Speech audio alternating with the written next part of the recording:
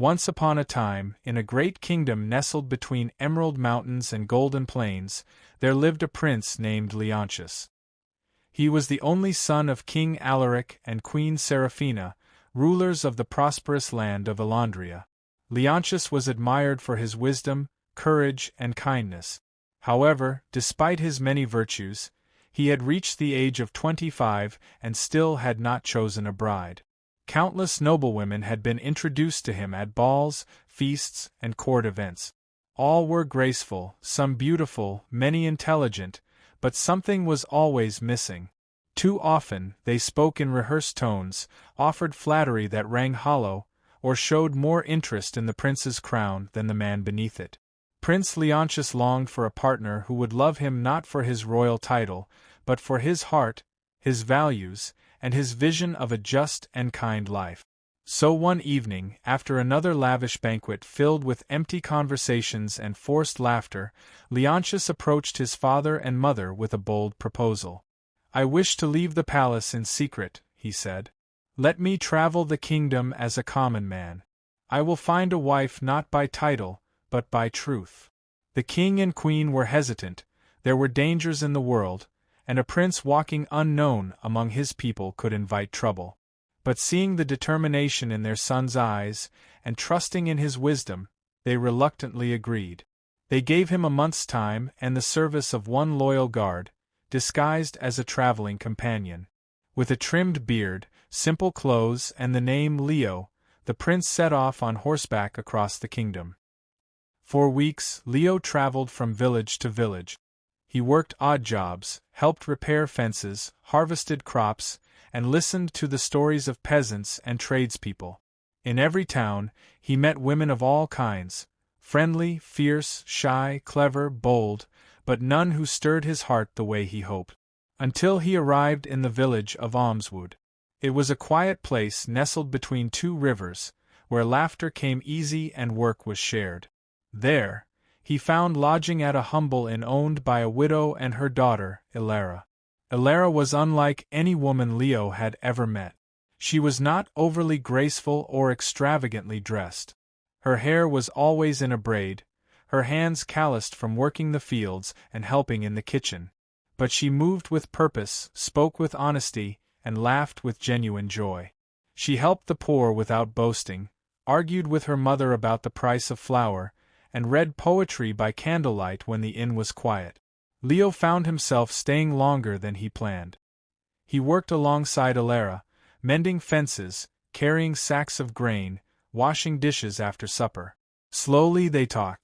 She spoke of dreams of seeing the world, of books she wanted to write, of how she believed in kindness and fairness above all things. One evening, as they watched the stars beside the river, Ilara asked him, "Why did you come to Almswood, Leo? You speak like a scholar, but work like a laborer. You have the manners of nobility, but dress like a wanderer." Leo smiled, unsure of how much truth to share. "I came to find something real, something worth building a life upon." She tilted her head and smiled. "Then I hope you find it." The days passed, and the prince realized with a quiet certainty that he had found it, her. But revealing his identity risked everything. Would she feel betrayed? Would the truth ruin the simple, honest bond they had formed? He decided to take the chance. One morning, as sunlight painted the hills gold, he led her to the old ruins near the forest and knelt. "Ilara," he said, "I have not been entirely truthful. My name is not Leo. I am Leontius, Prince of Elandria. I came in disguise to find someone who would love me not as a prince, but as a man." Her eyes widened. Silence hung in the air like mist. "I had to know if what we have was real," he continued. "I understand if you are angry, but know this, I love you. And I wish to ask you to be my wife." Ilara stared at him for a long moment, then stepped back. "You lied to me," she said quietly. "Not to harm me, perhaps. But still, a lie." Leo bowed his head. "Yes, and I will carry the shame of that choice. But I hoped that once you knew my heart, you would forgive the path I took to reach you." Ilara turned away, walking toward the ruins. For several minutes she said nothing. Then she looked back and smiled, small and uncertain. I loved the man who helped fix my roof and stayed up talking about books. I loved the one who ate burnt bread without complaint and made the children laugh. If he happens to be a prince, that's a surprise. She paused, walking back to him. But I suppose I would be foolish not to follow my heart too. Leo rose to his feet, hope flooding his chest. Yes, she said. I will marry you. The wedding was unlike any the kingdom had ever seen.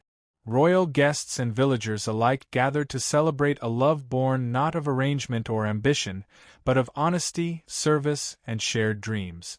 Elara became a beloved princess, and in time, queen, renowned not for her birth, but for her grace, wisdom, and strength.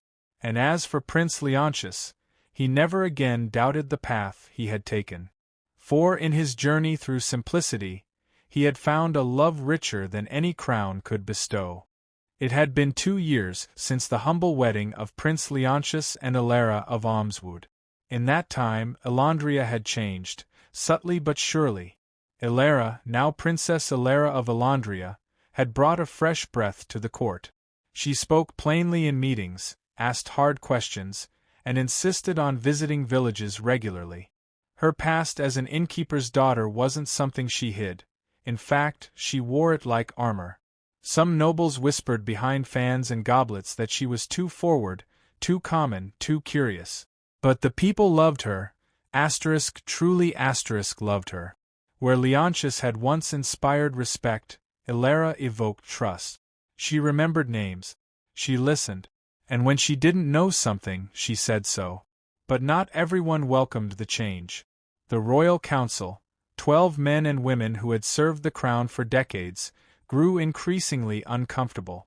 Lord Varric, the Chancellor, was the loudest among them.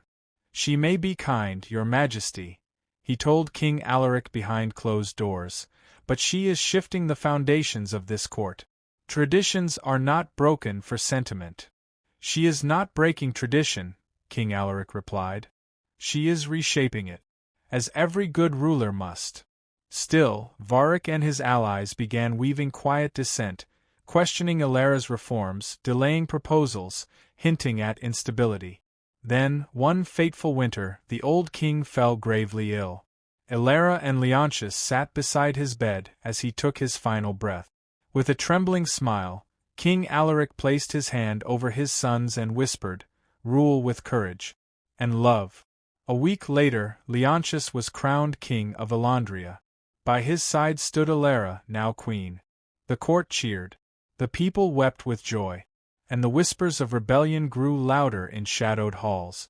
With the crown now resting on Leontius's brow, he and Elara began the work of transformation in earnest. Together, they traveled the land, listening to the common folk, adjusting taxes, and investing in schools and public health. Elara spearheaded the rebuilding of orphanages and the creation of the Queen's Market, a once-a-month event in the capital where any merchant, rich or poor, could trade tax-free. It was wildly popular and deeply unpopular among wealthy merchants who had once held monopolies over the court's favor. The nobles began to murmur, "She's too bold. She threatens the order of things. She must be reined in." A few nobles went further than talk. Late one night, a letter arrived on the queen's desk, unsigned. It read only, "Leave the palace or you will leave this world."